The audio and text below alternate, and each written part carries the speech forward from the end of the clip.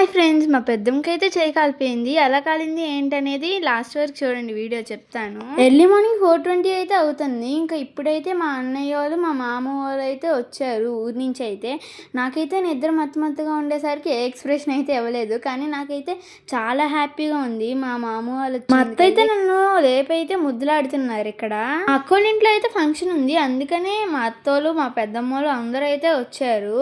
ఇంకా మేమందరం రెడీ అయిపోయి అయితే బయలుదేరుతున్నాము. నేనైతే కిందకి వెళ్తా సెల్ఫీ వీడియో తీసుకుంటుంటే మా తరుణన్నయ్య ఇంకా మా మున్న బావ అత్త అయితే వీడియోలో హాయ్ అయితే చెప్తున్నారు.